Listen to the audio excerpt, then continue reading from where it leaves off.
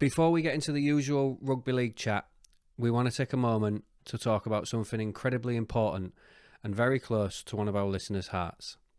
Recently, we had the privilege of meeting listener John Story, whose daughter Lila tragically passed away in May this year. Lila was just 2 years old, bright and full of life. She was taken to the GP with several worrying symptoms, but sadly, she was only diagnosed with tonsillitis and passed away less than 16 hours later from undiagnosed type 1 diabetes, diabetic ketoacidosis, a gastrointestinal bleed, and COVID-19. John and his family are now campaigning for Lila's Law, a call for routine type 1 diabetes screenings in babies, toddlers, and young children. It's something that could help save lives and prevent more families from going through the same heartbreak. On August 10th, there'll be a family fun day held in Lila's memory at the Spotted Dog in Hull. It's open to everyone, and whether you can attend, donate a raffle prize, or simply just spread the word, every bit of support helps. We'll be sharing more about Lila's Law on our socials, and we'll be bringing John on the podcast soon to share Lila's story in full. Until then, please support, share, and help make change.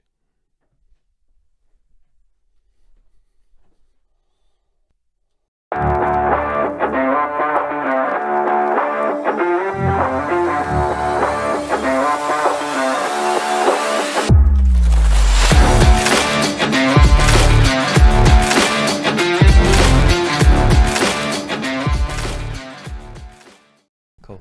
Welcome to Bragging Rights, episode 21. We're Susanless today. We are. And it's amazing. It's great.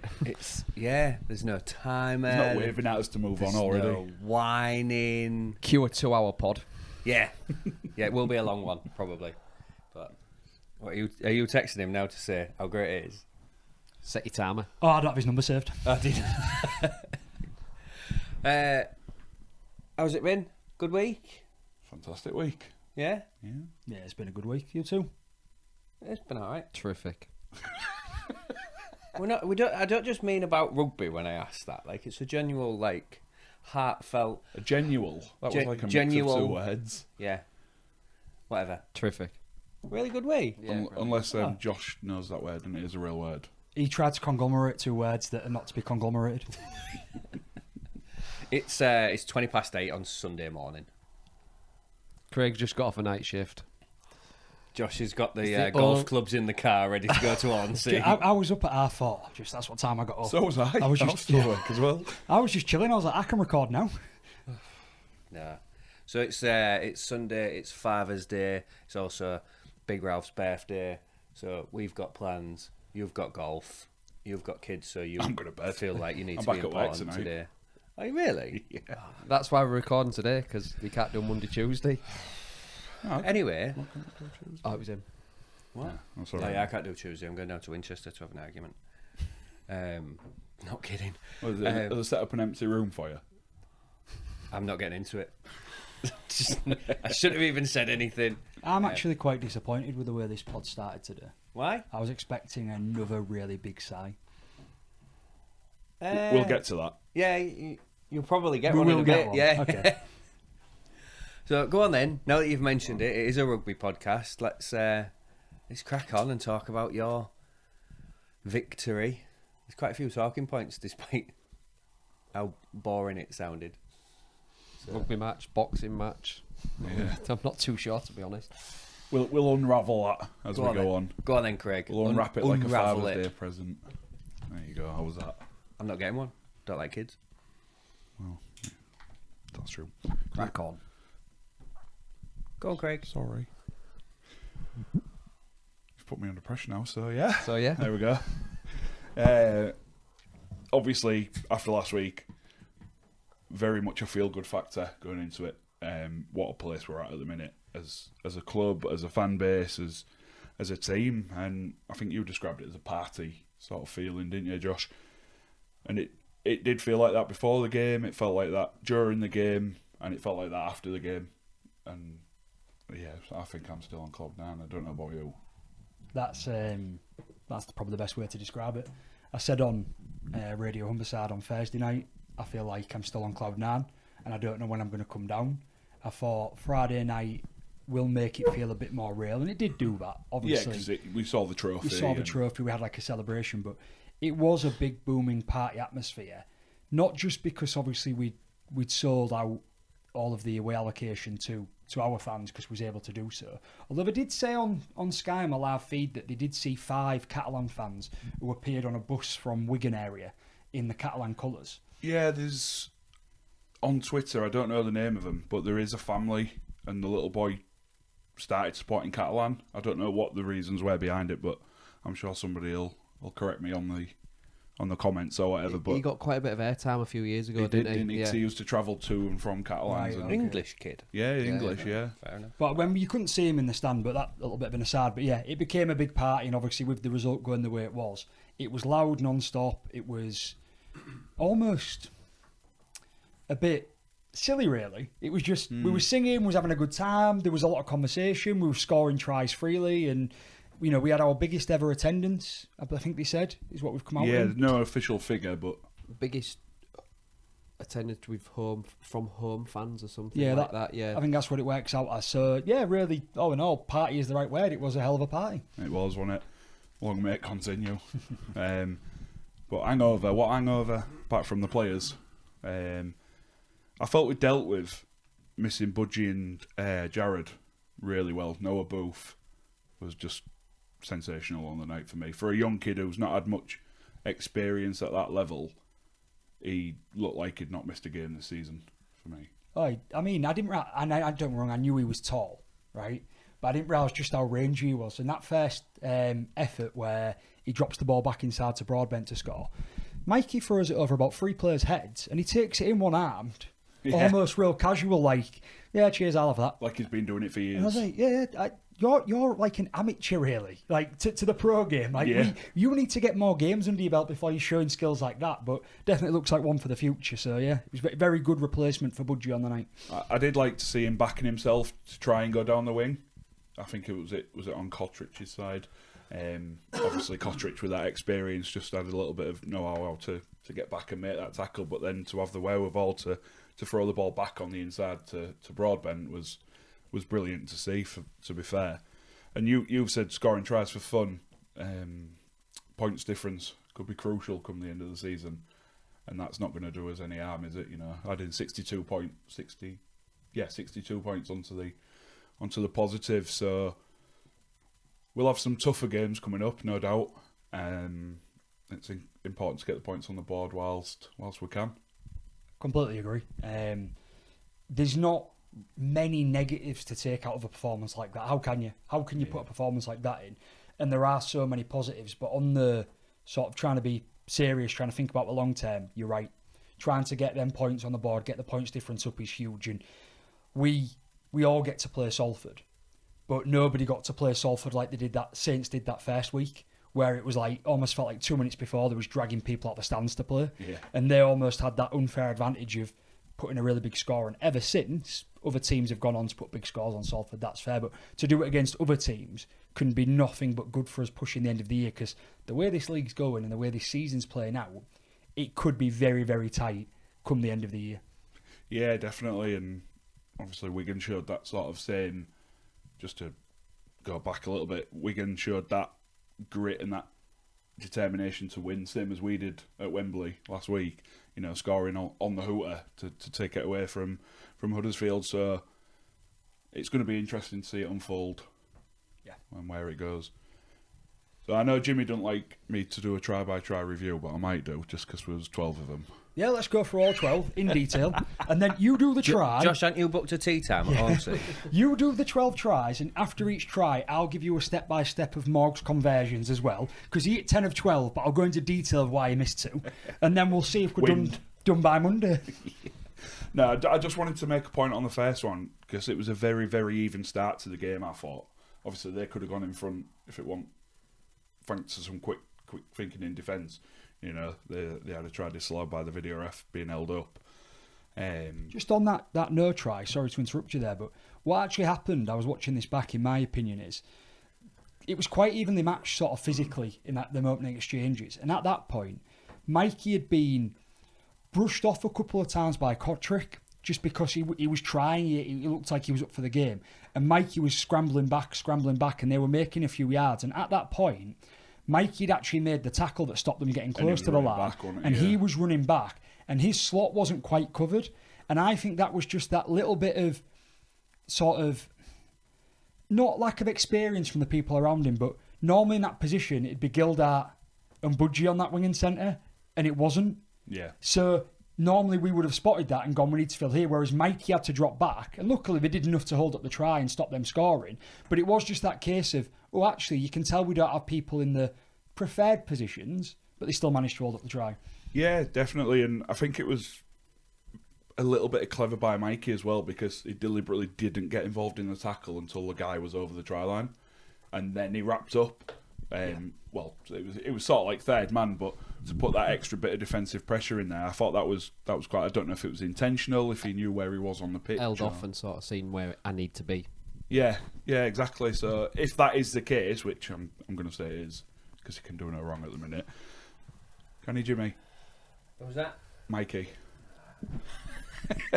Crawl out. Crawl out. He's leaving at the end of the year anyway. I'll be cheering for him in a West shirt next year. This is the same guy that said that May was going to West. Yeah. No, I said it would have made sense if May went to West after Taylor signed for him. I'll walk it back now. It would have, though. There was talk of him wanting to go play with his brothers, and now both of his brothers are coming at to one Rovers. club. Good one, right? Carry on. Yeah, all right. Extra quarter spot from next season, so you never know. No, anyway, let's move on. But yeah, I just thought that first try was... Give us a smile, James. Also, I'd like to confirm that there is nothing confirmed about any extra quarter spots. All right. Killjoy. I'm just saying, because it's like, we want Knight, don't we? There's nothing... There's a lot of people going around saying that Knight's... Oh, yeah, we can keep him, we can keep him. There's nothing yet confirmed. It is just rumour at this point. Yeah. Then again, it's the RFL, so they'll probably say, we're not going to make it mandatory, but you can have an extra one if you want. We recommend you only have 6 quarter players, but if you have 13, we're not going to do anything about it. If you want to play with 14 on the pitch and the ref don't call you out, that's on you. Sorry, let's carry on with Rovers. Go on, classic sorry. RFL. But yeah, I just thought that first try was really flowing and really set the tone for what was to come from us. All right, a lot of the tries further down the line were a lot easier. Trying to give as little disrespect to Catalan as I can, because nobody goes out to play that badly, as I've said before. But yeah, that first try, it was really good to see Morg wrapping round and then the little offload out to Tommy Davis on the wing. And yeah, I just thought it set the tone. And then not long after that, I think, did we score another couple? But then the Garcia incident, let's get into it, because that was wrong about that time. I'm saying let's get into it, like he got into it. In the lead up to the Garcia incident, and then afterwards we know what happened afterwards, but there was May and Morg were playing out the skin the entire game. They wanted to prove some against their old team. They were only just starting to find ground and starting to find sort of space. I mean, Tyrone May, his reluctance to play the ball is outrageous. Like, I never ever want to go to ground and play the ball. He did it once to my recollection, on Friday. But so up until that point, not that it was evenly matched, I think we had the edge, but it was getting a little bit aggressive in the middle. There was a little bit of aggro, but there wasn't a lot. It didn't feel like it was going to blow over. And then it was actually Minchella and Partington that were having, all right, Minnie's swiped out. We do see that a lot. He's wrong to do that. There'd been a bit of a niggle in the tackle. He's thrown a bit of a wild open palmed arm that misses Partington. And Partington sort of gives him a shove back. Minnie pushes him. That's the end of it. Yeah, because Partington that was just one of them little... But that does happen 10 times a game. Yeah. And then, I honestly, the next bit of... I can't defend that Minnie isn't involved. He's sort of in the line of Garcia, and for you, those that aren't watching, you can't see me do this, but he does what is a normal rugby move of 2 players are looking away from each other, looking at the ball that's playing across the pitch, and he gives a little shove into Garcia as Garcia goes to turn back to his own line, and Garcia thinks, I don't like that, I'm going to swing one. Probably something that he's dealt with every single game he's ever played, ever, because it happens, doesn't it? Have you ever been like in the wrong position on the field in any level of rugby, and as you're backtracking, That defender's just trying to knock you off your stride because he's like, he's getting back into the line, and just give him you a get little shove. plausible deniability that you didn't know there was there because you just keep your eyes on the ball or what's going on in a tackle or whatever. Oh, sorry, I caught you there. And sometimes you get lucky and push him out the path of the defensive line. To me, it was just... I haven't seen a brain explosion like that, honestly, since Ben Flower. It's born out of frustration. Oh, no, you had that idiot, I think didn't so. you, I think through it is punches. more underlying. He was gone to France now. I was just going left to say, his Bradford contract. I ain't seen a brain implosion like that since Ben Flower, but I was lying because obviously Pele for you last year in the opening game was another one. Yeah, it was.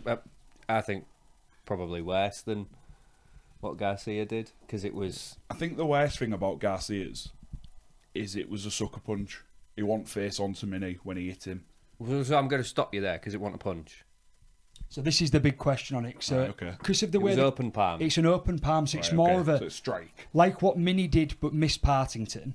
He's done it back to him, but he's actually struck him on the side of the chin. If you watch, I know people listening can't see it, but it's like if you watch it back, it's his fingers that catch his face, right? And that's why my point to all of this is, it's safe to say that when Mini retires, he's not going to be one of these rugby players that gets into boxing. No, definitely not. Put it that way. He did go down. He in football milked that rather easily, like a soccer player. I'm so torn on him going down. You know, I hate to see stuff like that. You know, I hate the players staying down, but that's the way the game has become. And if you're not adapting to the way the game's played, you're not going to win trophies. And see, the thing is, going back. Sorry to say, Jim, just going back to last week. How mad was I? I know it's his pod, but how mad was I about the Budgie incident in the Challenge Cup final that copped him 5 points in a fan, right? Because the player stayed down and tried to milk it. But, all right, he didn't win wire a cup, but he won him the penalty. He got him back up field. And now, Mini then staying down, I fucking hate to see it, and I hate to see it from someone that's so... He went there. Yeah, I did go there. But to F-bomb. If afterwards, Garcia then doesn't go ballistic and throw more punches. Like Garcia's punch, it just came out of nowhere. Or slap. I think you can be quite a bit more embarrassed about it. I think there'd be a bit of a laugh about it. Yeah, to be fair, if it was just the Mini incident, Garcia gets a yellow card, tops, because it's not a closed hand But it's still strike. striking to the face. But it's not closed hand. Is that the rule? Yeah, because it's not closed. Right, if it's because he could turn around and say it's open handed, it's a push. I still think this day and age at the minute, the way the refs have been, it'd have still been a red. There was a lot of intent there. Yeah. Oh yeah, definitely intent. I think he threw not going to take that forward. out. There was no mitigation. There was definitely it wasn't going down. The only mitigation was there after. was that it was open handed, and to my point, like I think, yes, Garcia went off on a little bit of a rampage afterwards, but Mini milked it. Like he made himself look like a little bitch. My biggest concern about this, and the mitigating factor that everybody other than Rovers fans have been shouting online about, is they think he should get away with it because in the melee that ensues afterwards, he does clock Mikey quite well as he's swinging at Jai. Not well enough though. Oh, he's got a right shiner from it. Yeah, but And I mean, he's not classic- out for any weeks, is he? And I'm disgusted. That boy is a saint, right? He would never do He's not a Robin. anything. Yeah, but he does. I used to work for an hospital called St Michael's. In the chaos afterwards, you can see him swing 2, maybe 3 more. He catches Mikey. There's one that's going for Whitbread. It is absolute madness. We actually throw a few back. I think Jez Litton throws one. He took the words out of my mouth there. He runs in, and because he sort of comes underneath, and he's sort of going upwards. I don't know if it's punch because you can't see close up, but Litton sort of comes in and his arm goes up as if it's like a strike or a punch. Enough to cop a ban. No, the way all the Rovers players are running, and a lot of the Catalan players, well, all of them apart from Garcia, there's enough reasonable doubt to argue that they're all throwing hands to grab players to separate, because none of them connect and none of them seem to be fully closed fist. It's just a case of I need to run in and get, and there's like arms coming across. So there's no other punches really. And again, granted, that's just watching back. There's no other angles, but that's what you can see on the cameras. We'll know tomorrow, won't we? I mean, it got me excited though because we were at the old game, obviously. So you needed something to be happy about. You put in the group chat, didn't you?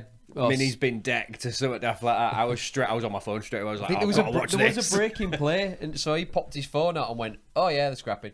Yeah, I was like, you didn't get decked though. We haven't seen a punch Put that thrown down. for a long time, have we? Nah. It's quite Bring it refreshing. back. Yeah, bring back the biff. You've got to remember as well, that's instant at the game. From where I'm stood, that looks like he's been blindsided with a punch, Oh, yeah. and he's still down. Then it's on, and it's like, oh my god, biff. Yeah, for you, it'd have been like there, wouldn't it? And the punch would have been If he'd have been, if Garcia had gone closed fist on Minchella and actually properly blindsided him and clocked him one, I think he'd have been out for a while. Minchella would have been out for a while to be fair on the floor, but Garcia would have been copping a very large bang. Not to say he's not going to anyway, but more so. blindsiding someone. Well, the RFL have set a bit of a precedent, haven't they, with the recent bans they've given for Jamie Shaw for Ghoul Vikings.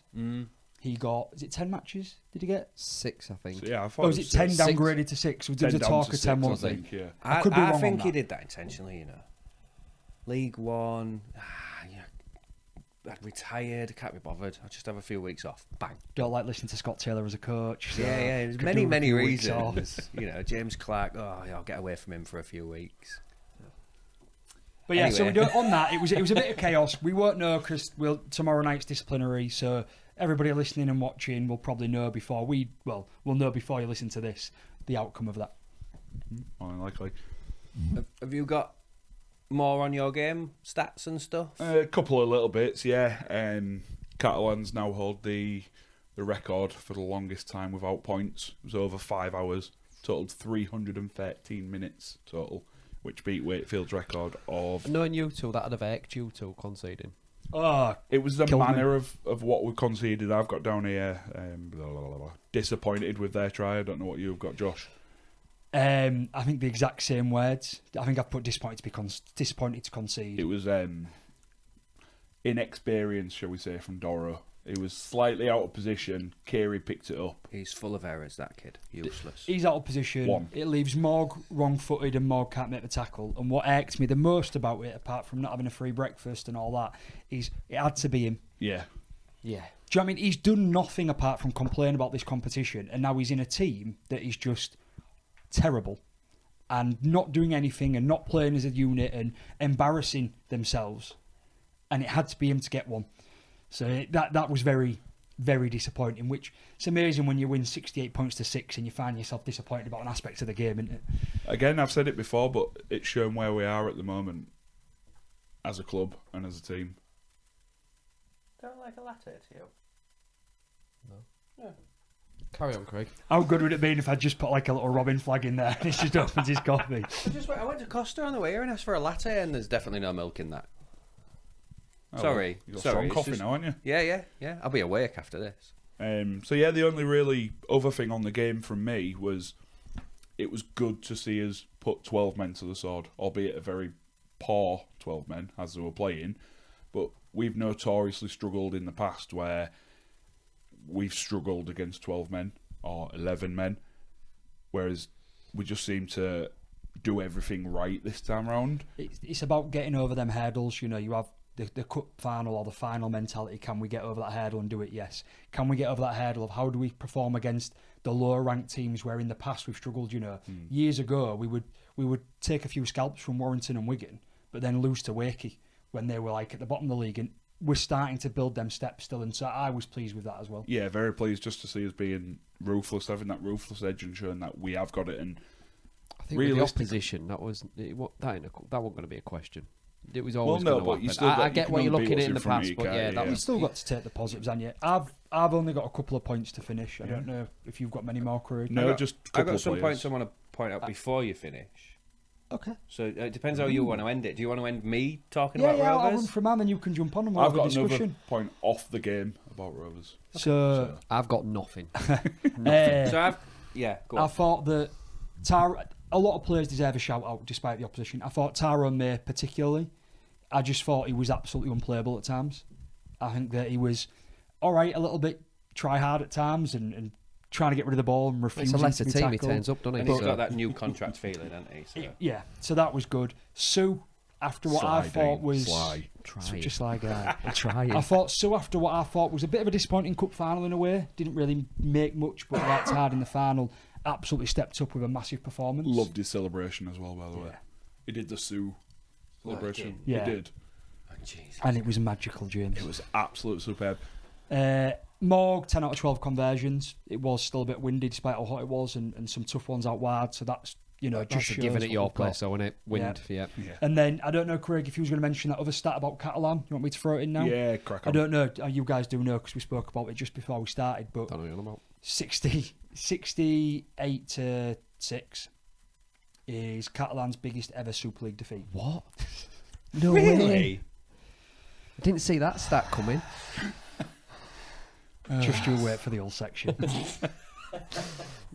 I'm trying to cheer myself up still. 36 hours later, and I'm still like, But what got me with that is it just goes to show how far Catalan have fallen in these last sort of month or so. Pretty much since the semi-final against us. I made a point when McNamara left that I didn't quite realise how successful as a coach he'd been, just because he only had 1 year out of the playoffs. He'd been to several finals. They had won a league leaders and so on.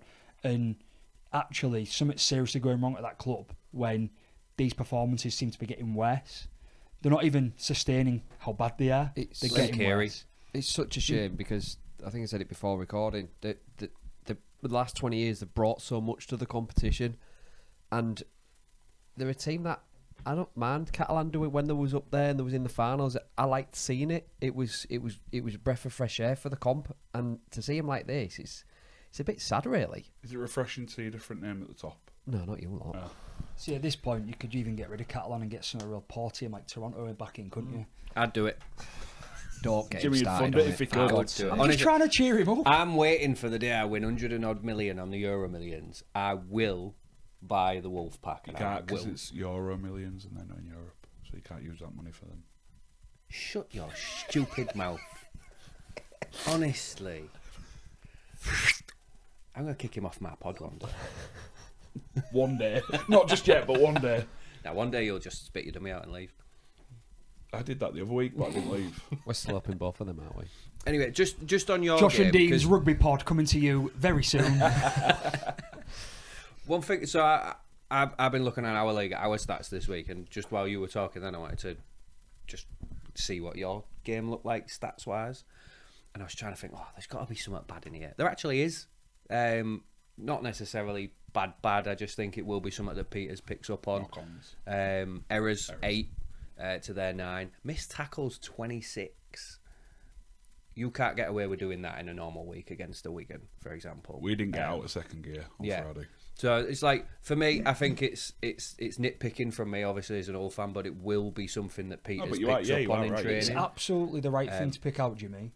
The only excuse, but the caveat to it is, obviously putting players in that wouldn't normally be in our starting team. Yeah. So more likely to make mistakes, your Doros, etc., even your Leylands of the world. But also, the way the game unfolded, we started doing what we don't always do, which is that throwing the ball around, being a bit... I mean, if you watch, and I can't remember what try it is, but Davies makes a break, offloads to Morg throws it back. We go pretty much from our 20 all the way up to their line to score. I can't remember who scored it in the end. Might have been Booth in the corner. Might have been one of Batches. Doesn't matter. But that comes from quite a good attack from Catalan. Quite a good little grubber that goes through from Kotrick. May catches it and then does a basketball pass over the top of the running Catalan's player to Davies. There's no reason to do it, but the reason he did do it is because we was already up by 30 odd points. Yeah. We was playing with attacking flair, so you make more errors and you also find yourself out of shape a bit more. So, right to call them out. I think Peters will pick up on them, but I do think there's a lot of caveats to them. It's going to happen, isn't it? When you're at least 3 of your players getting pissed in Minerva on a fucking Wednesday after a cup win, what do you expect? Flying today. Yeah, I know. But one thing I really want to point out, because I've never seen this to this level, even from us last season. Catalan, 696 metres. Your lot, 1,378 metres. Like, what is going on at that club? You know, it's in an ordinary, like I say, against an ordinary team, not Catalan at the minute, not Salford. You do that against even an Huddersfield. People are saying, Jesus, that's fantastic from Rovers, but it is, but how bad of a statement is that on Catalan at the minute? It's not like they've got a little pack, is it? They just, honestly, they look so uninterested to the point where even the 2 or 3 players that was putting a bit of effort in for the opening quarter, maybe opening half, even they sort of got to the point and was like, well, if you're not bothering, I'm not bothering. They just didn't seem to be intent from barely any of them. It was honestly shocking. Yeah, it really was. Anyway, since Susan's not here, I've got to use this mouse here and in the distance try and aim it and go to the sponsors. Sure, I said. This week's episode is sponsored by Comscaff. Commercial Scaffolding, or Comscaff, are a Hull-based company formed over 30 years ago. They offer a safe and professional scaffolding service nationwide. For services and enquiries, you can go to comscaff.co.uk or call 01482 782 181. We're not talking about Laura, is there? So apparently I cut Craig off, but sorry, it's the old section now. But there's about 15 seconds of it, so... Yes. Go on, Dean. Take us away. I was drunk. I'll do his sigh. Oh, Dean did the sigh! Why are you sighing? The Tigers won at Hull City's ground. You That's must be not happened in a while elated. either, because Hull City don't win at Hull City's ground. They're the only Tigers that have won at that ground for a long time. Yeah, they are. I think Cop Tigers played there not long back and they won. How long is it now, do you know? I don't jump in your section too much. 3-8, I think I saw. 328 days. And we've got Long Saints as our next time. home game as well, so we could be pushing up a year.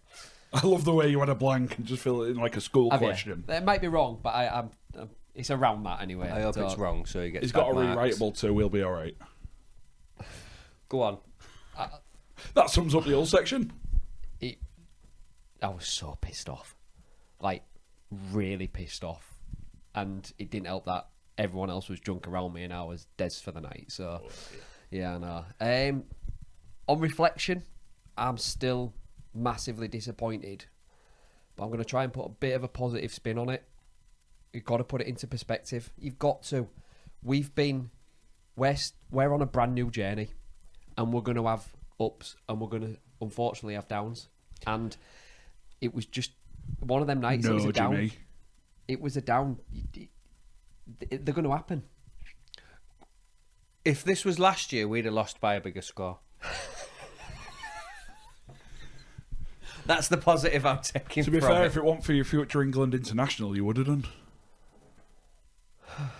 Mine. Yeah. Well, no, if he could tackle, they wouldn't have scored that many tries. It's everyone. I'm trying to put a positive spin on it, and the only one positive I can pull from that is Zach. He wasn't great, but he was the best of a bad bunch, and it was just it was. I'm going to keep saying it. It was just one of them nights. It was one of them downs that you're going to have on this journey, and we've got to do now what we've done whenever we've had a down this season. Is bounced back in the right way, and one thing we have done right all season is bounced back from them downs. So it was, looking back now, that first set in defence and first set in attack just set the tone for the full game. They played the ball out wide in their own 10, first, second tackle, attacked our right edge. Then that's something they did all night, attacked our right edge. And then in attack, we threw a forward pass in our own 30 on the third tackle. And that was the first 2 sets of the game. Ouch. And it just continued like that all game, really. I felt quite vindicated when I watched it back just after a couple of weeks ago when I said I feel like you've had a really inconsistent season. Yeah, I've and seen you you've two, written that. You two were kind of quite adamant that I was incorrect. And I was like, maybe I was at the time, but you are inconsistent. Your performances do fluctuate, and it was a really bad night for people like Caesar to have an off night. But your lack of shape and structure on Friday night Oh, it was evident. was showing a very inconsistent side compared to what turned out 2 weeks ago.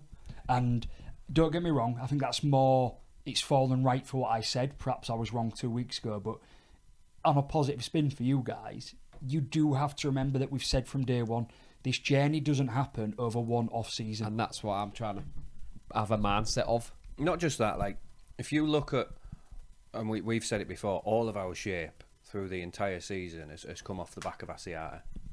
and we got away with it at Catalan. Like, last week, 2 weeks ago, sorry, I was looking at it and thinking, oh yeah, we did all right. Like, yeah, wasn't bad. We dealt with that well.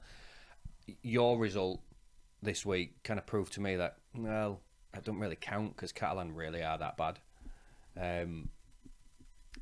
Missing Asiata, trying to go from Knight slotting in at first receiver or Aiden slotting in at first receiver. None of them are doing what Asiata has done for us so far this year. But that wasn't where our main problem was. It won't, but off the back of that, going forward, everything was that second or so slower. And they were getting up in our faces. And we were making what still, in my mind, still is for this season at least, a lot of uncharacteristic mistakes. Yeah, I've got the save down. It was very just uncharacteristic performances. You've got Davy Litton just for their second try, just a shocking attempt at a tackle. A guy who's got a foot on height on him and probably about 2 stone. Why is he trying to go high on him? That's not how Davy Litton's been all season. You've got Amir Burrow we've shot him in his not discipline. Yeah, his discipline a few times this season, but throwing a forward pass, that was his first pass of the night as well, because the rest of them were like pick up and scoots and sort of thing. And that sort of thing just set the tone. Caesar not having a good game, not able to lead us around the park, even though we still made more metres than Cass, I believe. And we looked like we could get down the pitch okay. It was just frustrating. In defence, they wanted to get into our face more than we did.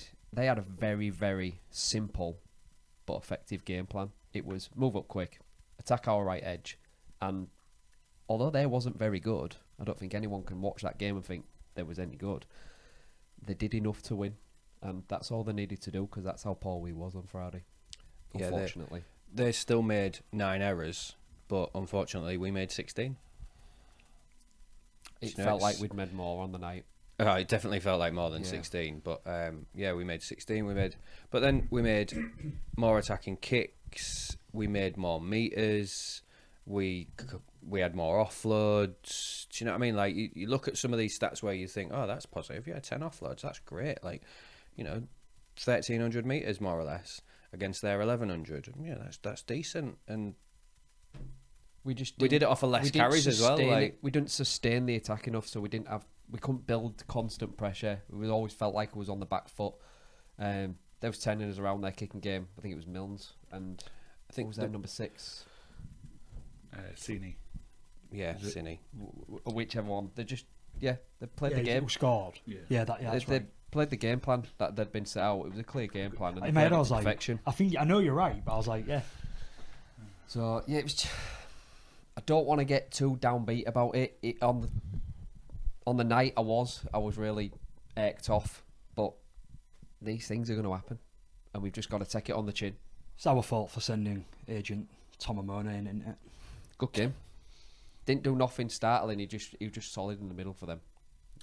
Very astute signing. Yeah, I think obviously a great player. I did know on Senior's second try. Wait, have you put a little smile next to your inconsistent comment? Yeah. Is that to say, well, I've got that in? No. As soon as you noticed it and said I did read that, I thought, number one, don't be reading my notes. You've got it in block capital letters. Sucked you right in, haven't I? No, on the... All man's in block. It's all right. On the Senior's second try, which is where the ball went out wide to their right edge, and he ran sort of over 4 or 5 your players. Yeah, he ran over Litton, pushed Martin aside, and then he half-hearted round him, wrapping her. Yeah, it just felt like a perfect description for how that game went for you. Your players were in the right position. Yep. They went to make the right tackles. Your shape actually looked good at that moment, but Senior just wanted it more. Yeah, they did. They wanted it more than us, and that was a real. That's one of the things that hurts more, because one thing all season, even the Huddersfield game, we was out of sorts, but you still felt like we wanted it. And Friday night, it was the first time I think we've been out-wanted in a game. We've been beat by better teams this season, but yeah, it was just shit. For even as an old fan, that's where it stings a little bit, to lighten the mood for a bit of banter. I would have loved to have been a fly on the room from the end of that game, even up until now, in like Thurkill's house, because I know from talking to people what he reacts like when we lose, and apparently it's to an outsider, definitely not to him. Apparently it's quite funny to watch. So I'd love to have been that. yeah, I wouldn't have minded seeing it. I'd rather have been a fly on the wall in the changing room to see how Carter reacted to that. Sandra, why'd you let me buy this shit? Told you I didn't want to do it, but you made me. I'm glad you got your swear word in. We've all done it. Yeah, we've all had a pot today. Swear jar's filling up in it. Right, just to clarify, we ain't got a swear jar because FC Monkey said it was childish. It fucking is.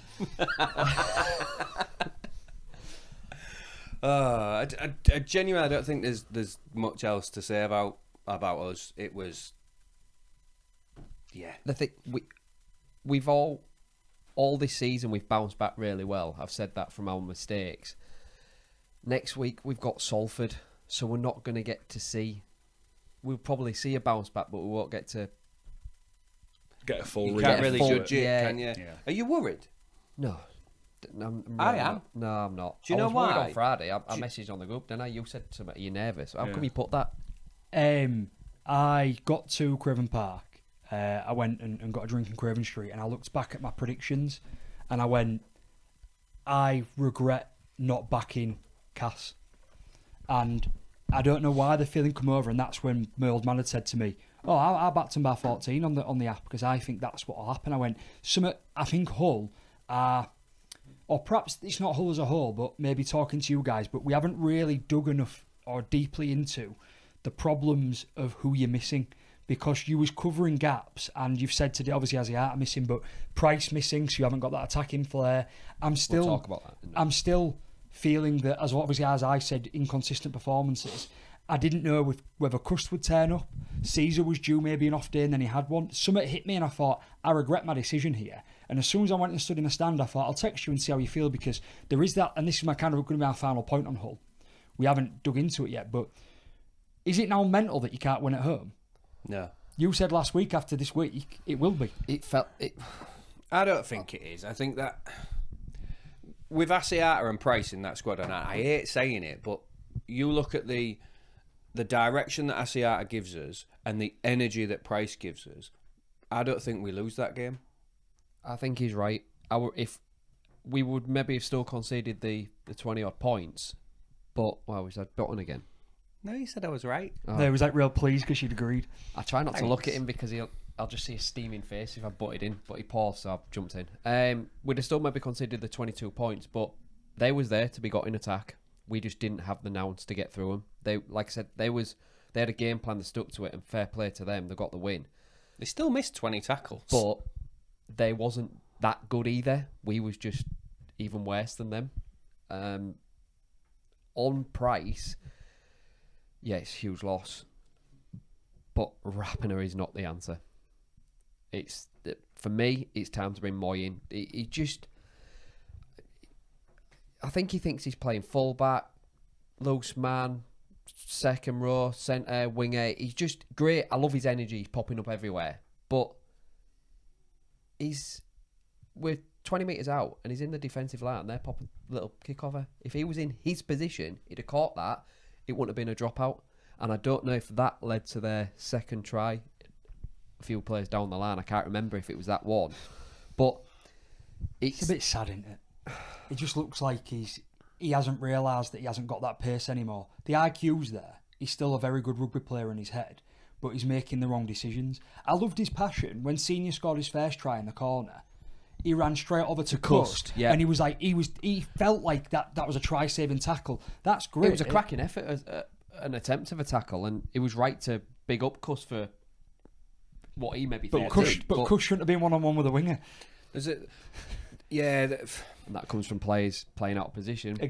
Briscoe and Zach on that side. Raps for me is a centre, and I think for the majority of the rest of his time at Hull, I reckon he'll play centre, especially with Price being in the squad, depending on other players' fitness and how well Davey keeps coming on.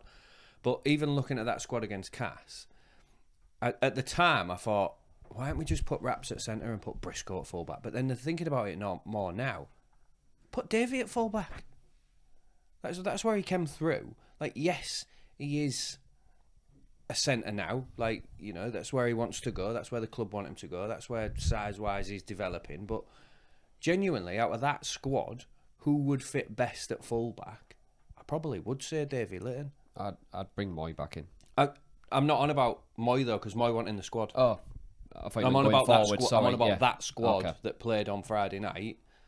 That 17, even the 21, because Moy wasn't in the 21. I'd have put Litton at fullback and I'd have put Rapiner at centre. He's a better centre than he is fullback, and Yeah, I think so. But going forward, I think Raps in at the right centre. Briscoe, as soon as there's any pressure on him in defence, he's unfortunately making the wrong reads. And I was talking to a pal of mine who was sat there, and I think that's the winger's mentality in him, because he thinks he's the last man, so that last man squeezes in. You always try and, if it's the last pass against your centre to winger, you're always trying to stop that pass. That's how teams are playing now. You creep in. But he's doing that as a centre instead of holding his position and giving support to his winger, and he's far too often getting caught. Maybe that comes from the inside. Zach playing at second row, so he's not used to that position defensively. But that right edge, we need to change that. And we need to change it, not just assume that we'll get the 2 points next week and think everything's rosy. We need to change that for the weeks coming after that to get some prep work in. it's easy saying that though, and it's easy as theorising and all this sort of stuff. But we're doing it for a reason, and that's because we've got so many players out injured. So, But Moy's not injured, and I think it is time we bring him back in. He's had a couple of games for the Doncaster, a couple of games for the reserves. we think that, but there's obviously a reason why Cartwright's not brought him back in yet. So, yeah, it's all right. People saying, "Oh, Moy needs to play," because I'm not saying that's how you're saying it, but there will be people saying it like that. Cartwright sees him every day at training. That's true. I think for me, your big problem now is you need to really push to try and make sure you're still going to be playoff contenders, because you're still around there. You're not out of it, I'm not saying that, but now there's some fierce competition that's going to be around those spots to get in, and you need to make sure you're picking the best players in the best positions going forward for the second half of this league. And if there are reasons why players aren't playing or people are being slowly progressed, you don't want a repeat of last year. Now, I don't think you would. If you put people in, you've got enough mature heads and people playing for the club that will defend players this year. You won't have a situation last year where, you know, Charles was getting banged about every game and no one was looking after him. Moy as well to an extent. But at some point your transition plan has to happen, because some of these players that are getting a bit long in the tooth that are not really performing for you or are in the wrong position, Briscoe, for example, you're going to have to move on from them one day. And this rebuild that takes years, you look how long it's taken Leeds to come back into the fold and they're still not contending. You need to be prepared for that, and you've got to bite the bullet sooner or later. So I'd like to know from Carty, and I think you should be asking Carty Senior, Well, he's a where good are these mate, and he's It's, yeah, I think we will see Moy, and I think we will see Charles in the coming weeks. I'd like to see him on Sunday, because I think it's the perfect game to bring him in. I don't want to assume it is a given, but you look at Salford and now everyone else has performed against them this year. You would like to think it's 2 points on the board. But after that, you say about keeping in contention, we have Wire away, Wire, Saints, Wakey, our next three, all teams in and around where we are. So it's a great opportunity for us to stamp our foot down and say this is where we belong in terms of position wise in the league at the minute. Out of them 4 games, you've got to be looking at a minimum of 4 points, 50%, because then at least you are taking a couple of points off one of the teams around you. So we'll see going forward, but yeah. You guys got any points you want to make on our game aside from what we've already spoken about? No, I don't think so. We've got one more mention, and we have mentioned the reserves. They got a reserves win yesterday against the Against who? second team across the river. Which river? What river That is one. across from Gateshead? Time. It's the Tarn, so what? Oh, it beat Sunderland. Get in. Beat them Mackhams. No, 28-12 win over Rovers. We had it was pretty convincing by Dominant all by accounts. all yeah, accounts, it was yeah. pretty dominant. Bit of a feisty affair at times, I heard. So I didn't get to go, but it was, yeah. All the reports I've seen came across well. Team played well, so it was good. Good, Good get the that 13 of them in this week for you to play against Salford. So it'll be Salford reserves against all reserves then. Yeah. I think that rounds off a pretty, apart from Friday night, a pretty positive and largely successful Hull and Proud week. By all accounts, the events all was a success during the course of the week. I know Jimmy attended one on Thursday. Thank you. 20 odd years I've called him James, and 20 now odd, I wish. 30 odd. Call him just Jimothy, that's all he is. Jimothy, okay. Maybe I'll do. Successful for the club, sure. Yeah, Any potential that the players being busy has an impact on your performance? that's been mentioned. Look, you've got them out there cooking chicken. But that Nando's, was you've got them running around the city doing stuff. It's great. possibly. We had Wednesday night, I don't think players attended because it was a heritage, so it was all old, like past trophies, programmes, memorabilia sort of thing. Thursday night, it was an evening with Richie Marley, so the players didn't.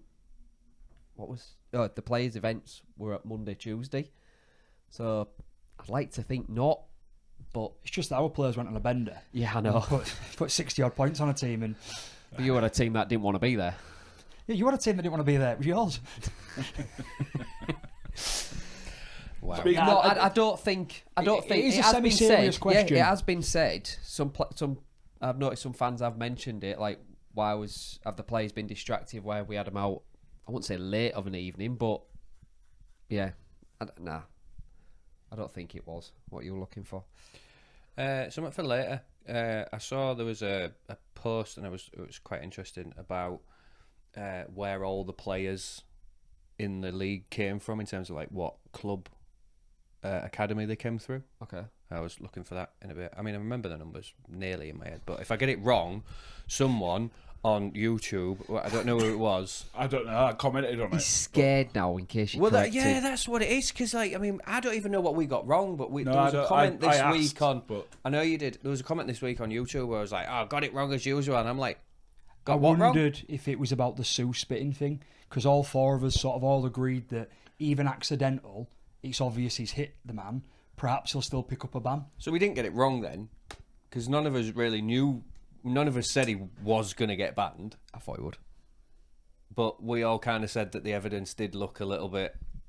Or maybe it was, I don't know. I don't know. Anyway, How was your evening with Richie anyway? it was great. I'm not allowed to talk about any of it. He's not. He won't tell me some of the stuff. I walked out the door, and just before we left, Richie was. Let everyone know what he was. What he was. So it was. It was a. What was it called? Like members meeting. It was called members meeting with Richie Marler. There was about 30, 40 of us in there in the hub at FC's training ground, and Which is a shame because more would have gone, I'm sure. well, They said it some was sold people out, didn't they? Yeah, but some people didn't turn up. So, yeah, it was really good. He divulged more information than I think he should have done, but at least I know where the club's looking at for next year. But we were specifically told at the end of it, whatever was said in that room stays in that room. And then I got chatting to, the guy that does the media, the guy that does the interviews with the new players. I don't know his name, but and I said to him, I was like, "Oh, so I can't talk about any of this on the podcast?" And he was like, "Definitely not." I was like, "All right then, fair enough." So yeah, there's a lot going on at the club, and for any Hull FC fans that are wondering, I can't think of any negatives that came out of that meeting. There's a lot of positives going on, and hopefully to be announced. So, yeah, sounds good. Anyway, let's talk about Tribal. There's not much going on this week, or there might be, but Amy's not sent me anything, so it's just Thursday night. Rovers are away at Castleford. If you can't make it, I don't know if Rovers put free travel on or anything like that. But yeah, kick off at 8. So if you can't make it to Cass, then turn up at Tribal. And for FC, it's a bit of a longer journey, innit, to Salford. But we're away on Sunday at 3 o'clock. Again, if you can't make it, then yeah, rock up at Tribal.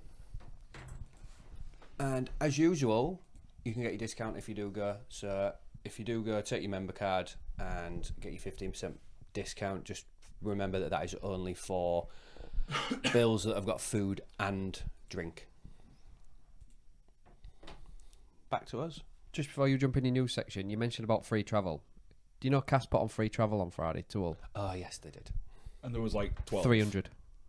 300 fans. One thing I can confirm from the chat with Richie Marler is that pre-game they sold 200 tickets. Free travel, and they sold 200 tickets. Wow. So the other 100 and odd people that turned up, obviously they were the people that came in the cars, maybe bought a ticket on the day or whatever, but it's embarrassing. It's what, a 45-minute drive? Yeah. Free I was travel. really disappointed in that. I don't expect thousands upon thousands to come. It's not like us. But we've had who days travel, where but- Cass have come in big numbers and it's been really good and they've brought some real good energy, and I like that. You know, some fans might turn around and say, oh, I don't want many away fans because it gives them a bit of an advert. No, I want it because it creates a better energy in the stadium for both sets of fans, and then you just get a better atmosphere at all that really only benefits the home team. You want it for a host of reasons. You want it because of exactly what you just said, the Money. atmosphere, but you want it for the money. Yeah. And you want it to grow the sport, and you don't want to see empty stadiums. I'm going to get to a point on my news about stadiums in a minute, and about how good the Huddersfield game looked. Yeah.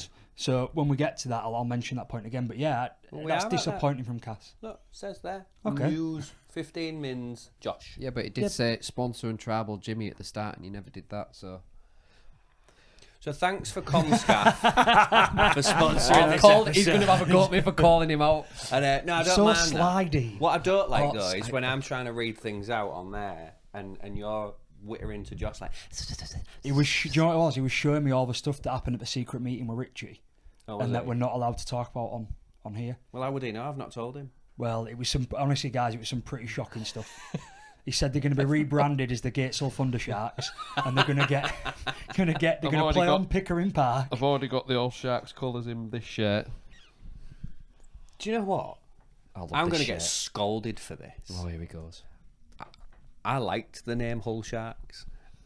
I don't dislike it. And if someone turned around to us and said, oh, for marketing reasons, we want to rebrand the club, whatever. I don't care. Why was it a shark? That's my question. It was because we live near the water, don't we? That's infested with sharks, yeah. No, but I don't Hull imagine. cod. I I'd have don't been back. imagine Hull the cod. water around Cronulla is infested with sharks. I reckon it might be. more chance of More it. chance of it is here. Yeah, But, the you know, north. I think that's also where it came from. Like, you know, everyone was picking They was all asked to rebrand, animals, weren't they? weren't Like they? Wigan, Cass, Warriors, Bradford had Leeds. to go from Northern to Bowls, Leeds The Rhinos. problem you've got is if you try and base it on what you'd actually find in the water around your local area, you would have ended up being the whole shopping trolleys. And I just don't think that's going to grow the game. Hull sludge. Right, I'm going to do a news. Go on then. Go Right. on. Yeah. Sorry. So on that, sorry, Craig. I was just going to say, is that where the colour come from? The sort of like yeah, that's. tealy, Yeah. bluey colours that come from Cronulla? Yep. Right. Makes Well, I don't know sense. if it was from Cronulla, but that's the colour we went when. It we changed makes the sense. shirt, I so, would. yeah. I'd be peed off if we got rid of the black and white, because I think we should still be black and white. You want to add a bit of teal to it, whatever. But if someone said, "Oh, we're going to be Old Sharks again," all right, fine, crack on. I don't care. As long as the team is still the team and the club is still the club, I couldn't give a toss. You're not scared of rebranding, merging, or anything, are you? So it doesn't matter. I'm not. News, Josh. You're going to get battered. Hull this week. Tigers was a missed opportunity, Honestly. and that's going to cause controversy. Anyways, Maybe News, not on this Josh. one. let's run through some news. So on that first point, talking about getting atmosphere in stadium. So for those that didn't see, this weekend the Huddersfield and Wigan game, which was a home game for Huddersfield, was actually played at Dewsbury's Flair Stadium, and the reason for that was because there was a Stereophonics concert on at the John Smiths. Classic RFL town fixtures. I love Stereophonics. I mean, I do Yeah, as well, but I do. I'm presuming that why would you say no to the money that can be brought in from that, especially if you can go elsewhere. But two things on that. The first point was it looked all right. It looked a bit lower league, a little bit amateurish on the TV, but the atmosphere was better. Fair play to the Huddersfield fans. There was For travelling. no, and And the noise. the atmosphere they created all game. It was really good. It come across really well on the TV. I don't see that. I think we give Huddersfield a bit more grief than we should, because I think, yes, they always turn up in small numbers, but they do always try and make noise, don't they? Yeah. It's just Ding, ding, ding, ding. that sounds like a bit like if a cowbell. Yeah. You can ram that cowbell as well. But no, it is hard to make big noise as 4,000 fans in a 25,000 seat stadium. It's not the fans' fault that they've been given an arena that's too good, too big. And I think given the right size arena in Dewsbury, You can see where Davey's trying to go by. I think he's got the right intentions. Yeah. But so on that, the only other real point around it is for those El Statos out there that are interested, that is now the 73rd stadium or venue to host a Super League game. Which is ironic, isn't it? Can you name the other Dewsbury- 72? Well, that's why I brought you in today, guys. Took in for a 4-hour podcast. Didn't Dewsbury get turned down in the early 2000s for not having a suitable Super League stadium when they won the championship? Oh, Believe so. yeah. And now it's been used. Other news, quick one then. Shouldn't take too much conversation on this, but Rugby League 26 video games being announced. So I am damp. I cannot wait for this. I mean, Not quite moist. Yeah. Just damp. Just damp. the graphics don't look amazing, I will say, but yeah, from Big Ant Studios, coming out on the 17th of July this year, available on PS4, PS5, Xbox One, Xbox Series X and S, and also on PC. Importantly, new game hasn't been one for a long time, but also it does include all the proper licenses and player likenesses, so you'll be able to play as your heroes or whatever. But it also Jodie Cunningham, includes, get it. it does include the Women's Super League. They for could the have first done time this ever. 6 years ago. Coulda, woulda, shoulda. Why can't they have done this But 6 yeah, I'm years very ago? excited for that. I don't know. I didn't make it. Are international teams on it? No, they didn't confirm all that or deny that. They won't go that far down anyway, James. No, to be fair, because they did a mobile game in 2018, She's absolutely shocking. and there was a load of the lads that I played with for Canada in Canada that were on it, and then they didn't do it in 2019. I was fuming. I was like, I could have been on it, but no, Thank God they didn't. I'd have loved it. He'd still be playing it now, wouldn't he? Yeah, I like would. I'd be Port playing Vale. it right now. It'd be like Port Vale on FIFA 2004. They only got on there because Robbie Williams wrote the soundtrack, so there was there by proxy. That'd be Jimmy. I had a supply teacher in mid-2000s that had played for FC Basel, and he was on their reserves list, and we used to play like FIFA 2001 because he was on it. What was that? Yoga Marvel? No. It was like Adam, who we went to school with. Whenever I played Football Manager, because he played for North Ferriby, I used to buy him. I'd be like, I'm managing Man Boulder. United, but I'm going to buy what? Adam Boulder. Nicklin. Nickling. I yeah. was like, oh yeah, I need another keeper. Come on, Adam, come play for Man United. So, What do you mean you want it on $1,000 a week? Have 100. There you go. Let's move on. Game coming out soon. Obviously, it's good to get another sports game in because we don't get them very often, like you get your FIFAs of the world. I'm going to go 2 more points. Going to go on the Dream Team one first, just to get your guys' reaction. So, this comes from loverugbyleague.com, so it's not official, but they are, I think, one of the better sites that we've got out I'd there. agree with that. Tend to share a lot of information quite quick off the mark, getting breaking news out. They've done, with a number of pundits and journalists, what they agree to be the current Super League Dream Team at the halfway point of the season. So what I'll do is I'll name out the positions and I'll just see if you guys have got any strong agree or disagrees. So at the minute at fullback, Jai Price. Field. Wrong. Artemog. Get wrecked. He said Price. Yeah, that's a response to both of you. Like, For me, I can't think of anyone at the minute that's probably doing more, but there are some good fullbacks out there. Morg started well. He's not denying that. He's done well, and maybe if he'd have played all season, maybe, I don't know. No, Field? you can't Yeah. look past Field, I don't think. No, I think that's a fair call. The amount of jams him and French get Wigan out of is...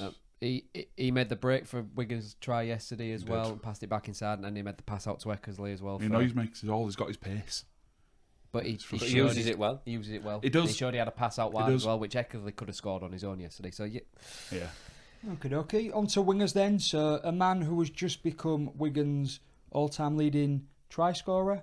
Was it that correct on Saturday or was it point scorer? Try scorer, Liam Marshall.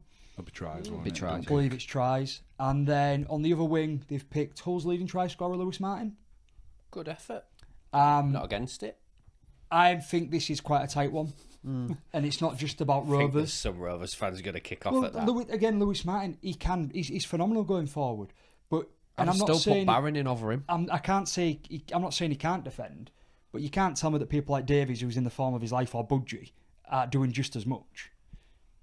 And that's just from Rovers. I love budgies, mate.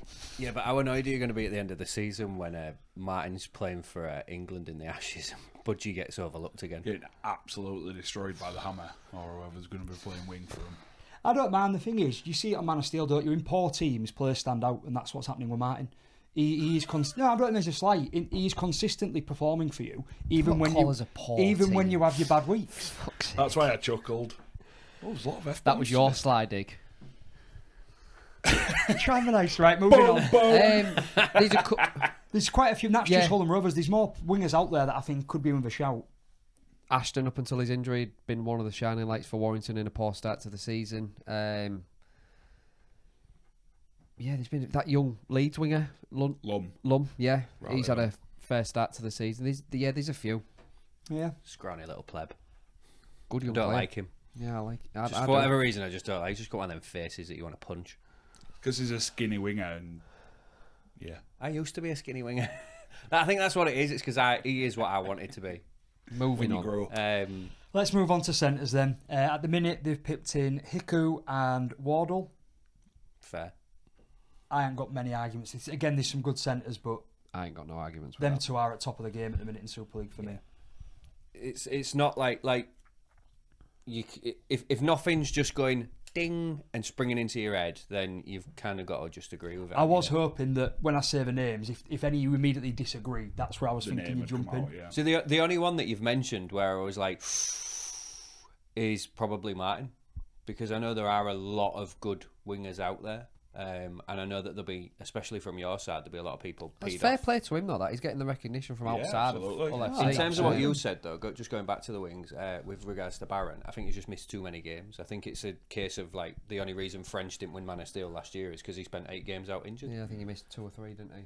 And that's not trying to discredit Mikey Lewis. I'm just saying he wouldn't have won it if French didn't get injured. Good point to move us on. So at 6 and 7, Mikey Lewis and Jake Connor. Can't argue with that at this stage of the season. Connor's been absolutely superb this season for the last 5 weeks, maybe. Leading Man of Steel. He's leading Man of Steel, yeah. I don't know. I just think I thought it was a bit contentious. You know, at the early stage of the season when he was getting all the Man of Steel points, because there was a lot of people really weren't performing at his very best. But it's early season, isn't it? And very few players perform at the very best in the first 5 weeks of the season. Yeah, I don't know. Look at Rovers in week 1 and 2. Mikey didn't pick up any Man of Steel points in the opening games for us, and we had some really close points. He's really grown into it. I don't know. I think there's players like Smith at Wigan. You've got Smith at Wigan, but and French as well, but he's missed a few games.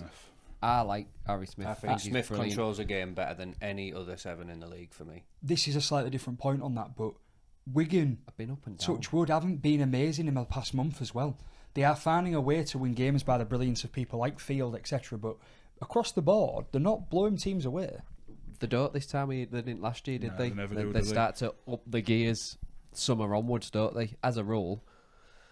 Is there anyone else to shout on them two to change? I'd just say Smith at 7, but that's me. That's a personal like for him as a player. Okay. No, I'm a bit, I don't think I'd argue with that. They'd be my two. Good. Props then. Essa and Mike McMeekin. Definitely Essa. I don't think there's many. Mike McMeekin's been outstanding. He's led that team. He is like their talisman, but also not just one who they rally around, one who's leading from the front for me and doing it. Who's that? Oh, that other prop. Oh, Sue. Jerry Rich. Sam Luckley. Guy Whitbread. Sue deserves to be in with a shout. I think. No, for Wakey, he scored quite a few tries in the last few weeks. Quite long share. The Aussie fella. Yeah. Fatili. Yeah. That. He deserves a shout. He's had a really good start to. I like his hair. Thought you might. Oh, he wants his hair. When he grows Brad up. Fash inspired hairdo. But no, I do agree. I pretty much agree with them too. I liked them too. Yeah, I'm not really disagreeing. Yeah, a couple of mentions for Fartilly and Sue. But anyone from you, Craig? No, I don't think so. Are we going to have a guess at who's at 9? Go on then. Lytton? Yep. Because I can't see anyone else. Yeah. I'd love to be able to say no, but I can't argue with that. He was going to say Sam Powell. Because then I could bring up my stat, what I mentioned to Dean in bring the car. Bring it up now. Which is... I think Sam Powell deserves a shout, Craig. You reckon? What about you? Well, I am joking. joking. For the reason of Sam Powell in the last 2 games, bearing in mind he's a hooker and they scoot or back up or whatever, 0 metres 2 games running. You know what's more alarming with that? In the game in the final, it was a wet, damp, soggy pitch where defences maybe take a little longer to retreat. That's a hooker's dream. Just to get them extra 10 metres, just to scoot away. And How did you know Jimmy's nickname? what was that? Hooker's Dream. Hooker's dream. I don't make enough money. But I mean, to be fair though, when you think about it, if an hooker's not going to scoot at all, he will just make 0 metres, won't he? He'll just stand still, pass the ball. then stand the still, best, pass the best ball. passer in the league. Yeah. I'm going to but move right, on. Yeah, I 'cause just I don't- found it a standing. He's a mad that stat. 2 games in a row. He was a at that standing by level. the stand of it. Yeah. So I'm not rushing us forward, but I'm conscious of time. Second row, Second row. All right, Do you Susan. want to have any guesses? Zach Hardacre. I'm waiting for the laughter to die down. I'll put it in after. Sure, I just saw a bit of tumbleweed just Yeah. scurry Not across denying there. that he's Because playing I well know for you, this but house. Out of position, he deserves a mention. Just a mention, but he's not. let me tell you and then see if you actually think I'd could put put him on on the the bench. Julian and Sember Obviously. Yeah. and James McDonnell. Yeah. Yeah. Yep, there you go. Yeah. Yeah. Oh, well. I mean, Okay. obviously, Rovers players for me spring to mind more than anything. So I don't.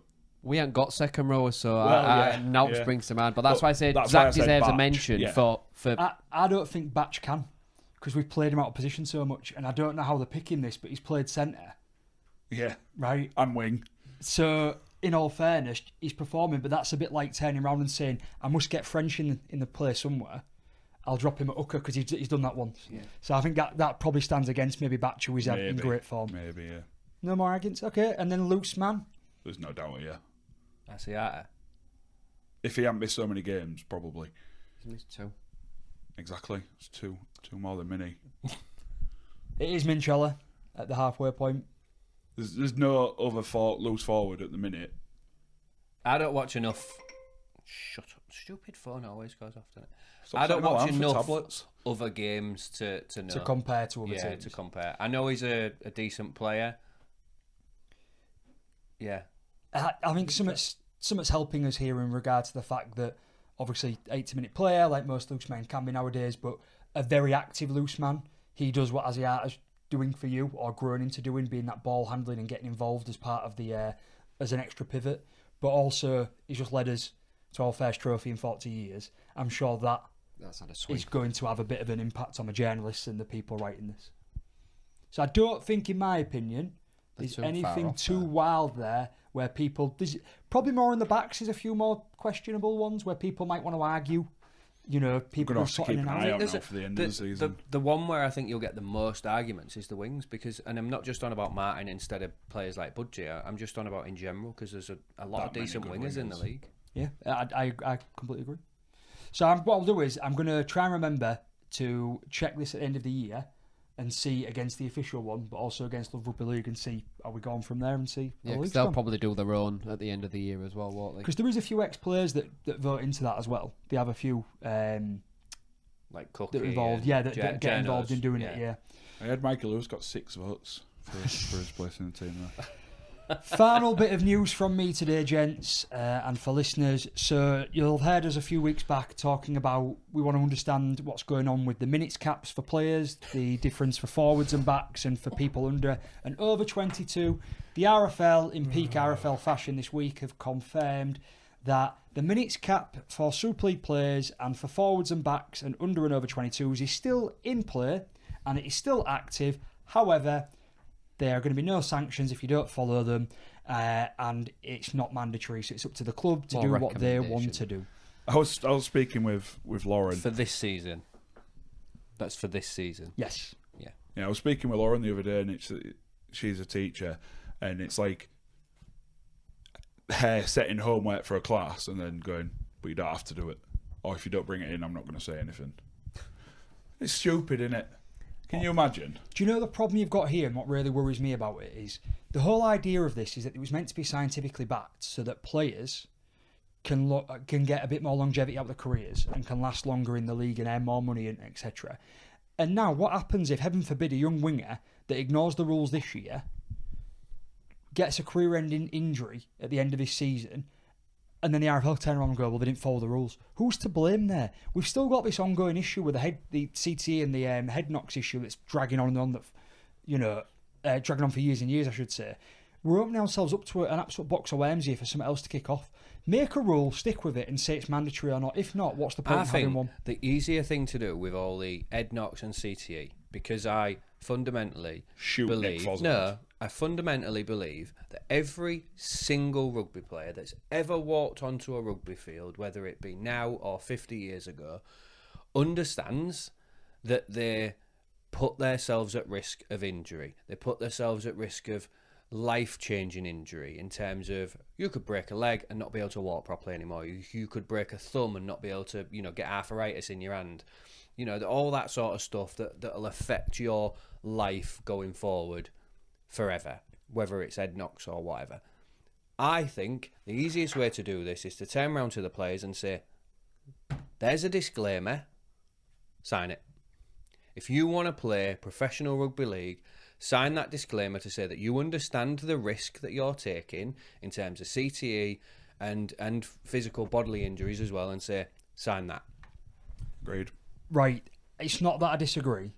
All players sign a contract to play, and in their contracts there are sections about injury because it all relates to pay and about what the club will and won't do. So you've got the issue at Hull right now where we're talking about Cartwright Jr. and what's the next day for him, whereas Abdul, released, club's not paying for his treatments, getting back to fitness, from what we understand. That's all part of contract, really. That's all done contractually, and that's already agreed. You know what will happen in certain instances. So players are already signing on the dotted line to accept there's a risk of injury. They just didn't go into the detail about head knocks and CTE because it wasn't as well researched or as well known in the late 90s, early 2000s. It was being investigated and scientists were looking into it, but it's new news. So people are going back to claim for previous. It's a little bit like people nowadays, and loosely like people going back and claiming for getting asbestosis because they've worked around asbestos and things like that years and years ago.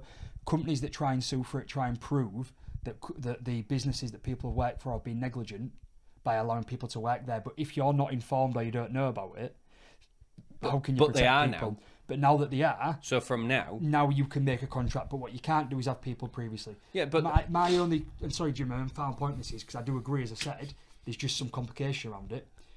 Lewis Martin, here's your contract for next year. This isn't mandatory. Lewis Martin turns around and says, I want to stick to them rules because I'm young and I want to prolong my career. I actually don't want to play over the minutes. You make a playoff push and get to a semi-final, and that player turns around and he's signed a contract that says he won't play over them minutes. Because it won't just be a decision thing. He won't just turn around. How do fans react to that then? you'd like to think that the coach then is sensible and thinks, right, okay, so there might be an opportunity for us to get a playoff run, so let's spell him earlier in the season. Or you have a different part to the contract where it says, right, for you however many rounds you've got, this is what it is. And then if we do make the playoffs, Save some minutes kind of thing. not save minutes, but you can play this amount. There can be different sections to a contract, different Clauses. Sorry, But it just kind of goes against it, doesn't it? If a player turns around and says, I want to protect myself and make my career last longer, I've followed all the rules, I've read the scientific research, I want to stick to the minutes recommended, and it gets to the end of the year and I get it's rugby and it's tough. We've just had bloody McIlaurin play through when he shouldn't be playing in a Challenge Cup final for us, but he's an old player that's had 20 years in the league. You're going to put the pressure on a young player to turn around and go, well, of course I want to play in the semi-final or the final. I'll re-sign another disclosure. That's not fair on young players. This has been brought in to educate people coming into the sport now at a professional level. The RFL need to do better in clarifying and making things mandatory and stop putting the pressure on the clubs. They do, but the point of what I would suggest there in terms of that contract is, if this CTE thing gets proven, if Fozzard decides to completely fuck the league and go through with what he's going through with, and he wins his case, that's a lot of F's today, by the way. What that'll then do is that he'll get a payout, everyone else that's claimed will get a payout, but then they will have to create some sort of pot of money like what they've got in the NFL, where players are looked after afterwards. And I'm not saying that's the worst thing in the world, but as a sport, we can't afford it. It could potentially bankrupt the sport if we don't get players agreeing to put it to one side Isn't and that say, what the benevolent fund was for things like that?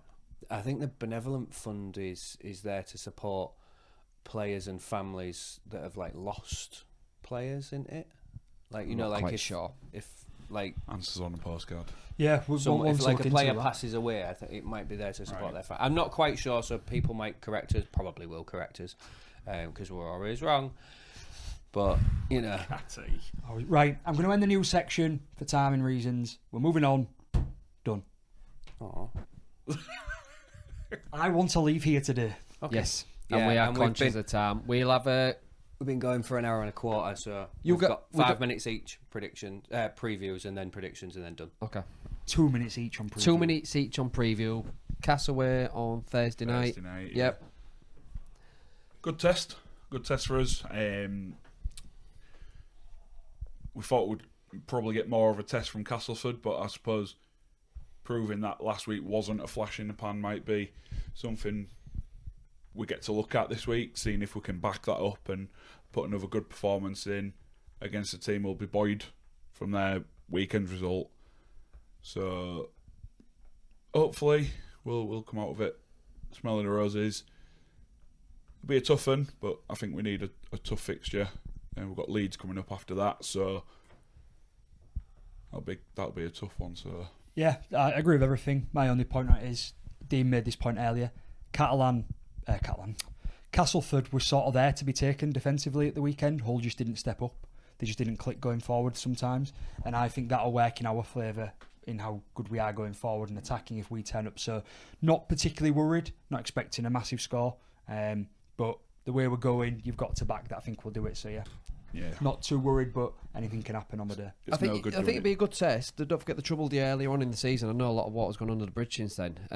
But I think Cass are improving, and they've shown that the week before against the final against Warrington, and obviously this week against us. So I think you're in for a tougher test, and definitely a tougher test than you had just gone on Friday. But I can see you getting home comfortably in the end. It's just about backing up. You know, we backed up after Wembley. Now we need to back that up. I know it sounds really basic, but that's what we need to do, innit? Always back up the backup. Back up the backup. Are we on us now? Yeah, go on then. There you go. I did a little sigh then, but I didn't put the microphone to my mouth. I said earlier that I was a bit nervous about this, and I do think we'll win, but I'm nervous that if we don't respond to the way that we performed last week, if we don't step up, they could drag us into a fight. I think they could get niggly and we'll get drawn into it. And that's what I'm worried about. So in my head, I'm thinking, we'll either win by 10 or we'll win by 40. There's no middle ground. So I am a bit. My prediction says there is middle ground. Oh, all right, fair enough. I'm not overly worried. I'm not worried at all, if I'm totally honest. I think we'll get that bounce back that we've always had when things have gone wrong for us, or this season, and we've tried to rectify them and done that really well this season. I think we'll do that again. I don't think our defence will be a lot better. We won't have as much thrown at us. I don't think Salford are as good as Cass in attack, although Cass weren't that good. We were just poor. I think our attack will be... I'm not going to say that word. Won't be as fluent as it has been at times this season. What? Won't be clunky? That's the one. But Small interjection on that, because I completely forgot last week when we was in the Wembley discussion with all the hype, but did you notice at the end of that game they mentioned about Rovers being so clunky?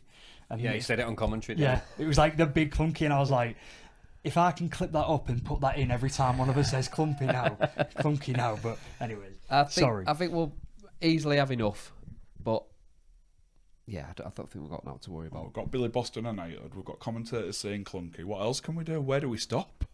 What a roll. We are, aren't we? We're influencers. I would like to see...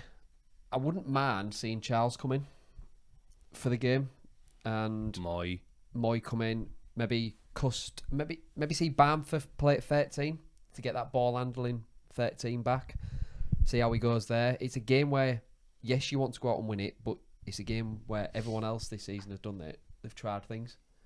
So hopefully we can try a few things and give. Is this not the type of game where Cartwright might think Burrow's done a lot of minutes this season and maybe give Bamford for a whole heap more at or 9? spell him with Cust? I don't know. We'll see. But Might- I know they've just discussed it for a long time about the minutes, but you might even rest people like Martin. yes, He does a lot of work for you. I Yeah. think if we'd have not performed as poorly as we did against Cass, I think we would have. But I can't see us doing too many changes. Well, if Moy comes in at fullback, Raps at centre, Briscoe out to the wing, rest of Martin, maybe. Yeah, Maybe. we'll see. But They'll have to play his way back in, won't they? Raps is done, lad. don't have the same ring to it. Yeah, and I'm not going to argue with you as much as you lot do. Predictions then. Craig? Just Or not. before predictions, because predictions is the last thing we do, and then we just reel off and say see you bye. 2,000 viewers for last week's episode. Most we've ever had on YouTube. Massive thank you to all the Plastic Rovers fans that turned up and started watching because you won something. But no, genuine. We're back down to 1,200. 600 views this week. Genuinely though, no, yeah, it was really nice to see that number tick over at the beginning from a 1 to a 2. So long may that continue, regardless of results. And yeah, keep following, keep liking, keep subscribing. It benefits everyone. We're almost at 500 subscribers. We're now, almost so at 500 489, subscribers. I think. Yeah. And keep messaging, keep popping And- the comments in. Yeah, definitely. Comments. Put questions in the comments. Even if, like, you're watching this episode now and you think, oh, I want to ask that question for next week. If you don't know where to put it, just put it in last week's comments. We read them all. So, yeah. And be clear. If we're wrong, tell us what we're wrong about. Yes. Yeah. Yeah, that. Please, Tracy. We do love feedback. We just would like clear feedback because we can't improve as a podcast, as a group of people. I was going to say players then. A group of people. We're improving as people. We're too far gone for that. We'll try our best to improve the podcast, but Yeah. as folk, we're ruined. Okay. We're all over the fair eel. We've got Yeah. no chance. I think I'm young enough to make some small No, you're changes, not. but you three. But yeah, no, genuinely, it's very much appreciated by us, and yeah, long may it continue. Help us continue to grow by subscribing, following, and sharing with friends. On that note, predictions. Let's do it. Let's get through them. First game of the week, Castleford. Okay, obviously we've just discussed that. I do think we're back up, and I do think it'll be pretty comfortable in the end. Rovers by 22. KR by 18. Rovers by 14. Rovers by 24. Ooh. And Susan has gone for Rovers by 20. So very, very close. There. On to Friday night, St Helens against Leeds. Could be a cracker. I've got Leeds by 8. Leeds by 10. Leeds by 10. Leeds by 4. And Susan has Leeds by 6.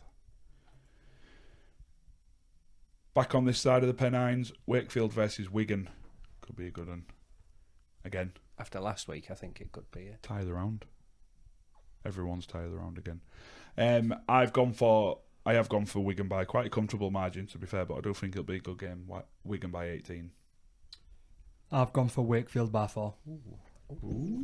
I don't believe that Wigan, and I'm happy to be wrong, obviously, but these last few performances, they're just not clunky. So they're not quick enough. They're very clunky in what they're doing. I know what this And- is. You're thinking, because we've started manifesting things through this podcast, that you're going to manifest a Wigan loss and get 4 points Well, clear. Piston broke did. You said you'd be happy to be Almost. wrong. You won't be. No, it's one of them things, innit? I just, at some point, if this league and this season's going to be what we hope it is as Rovers fans, things have to align for you. That's what happens for everybody when they get success. And Wigan are still class, right? But they are not blowing the competition away. And whether that's because they're building towards the playoffs like they did last year or not, but you watch that game against Huddersfield, they turn up at the weekend, they turn up like that, and Wakefield turn up the way they've been playing the past month, and Wakefield will be the better side in that tie. And I can't see it being a big Wigan win unless Wakey really fall off. So I can see Wakey nicking it, and that's why I think Wakey by 4 isn't a bad shout. Not a bad shout at all. I've gone Wigan by 8, but I think I agree with Craig. Tie of the round. I'm just checking something. I had a thing, but one thing that's that I've reminded myself of is that French wasn't playing against Huddersfield. And I think if French isn't playing, I think it'll be quite close. But he is that kind of player that he's just that maverick that can turn it one way or the other. So why was French missing? And Precautionary. okay. Again, this is one of the problems with doing our predictions before we get team sheets and things. Yeah. We're at a bit more of a risk. My next fixture, I'm like that because I'm unsure if one player is going to be playing or not. So and changing it because it says that he just had a tight calf and he should be back this week. So I was going to go by 8, but now I'm going to go by 18.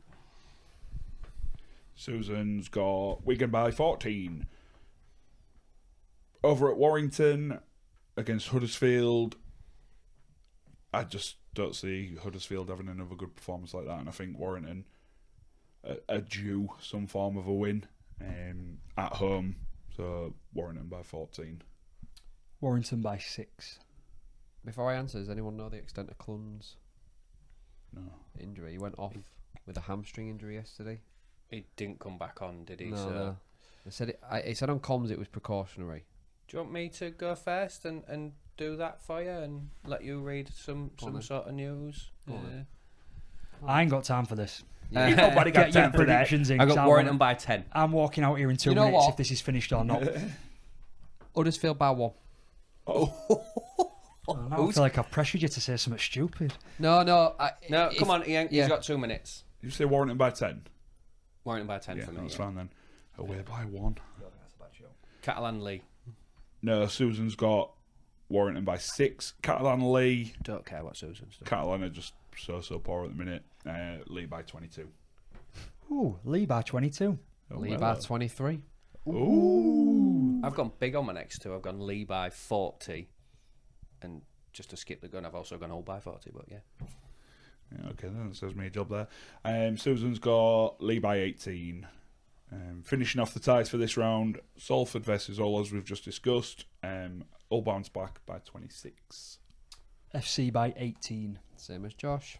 Oh, that's right in the middle of what I said, that, isn't it? Exactly. And Susan's got What a Hull by callback. Susan's got Hull by 20. Cool. There we That go. it? That's it. We are done. Thanks again to Comscaf for sponsoring and for Tribal for letting us use a picture of them in the background on the green screen. And yeah, we'll see you next week. Hopefully Now we're I can not go wrong. on to bed. Hopefully we're not wrong with anything, but yeah, we'll find out next week. So see you, bye. See you, bye. See you, bye. See you, bye.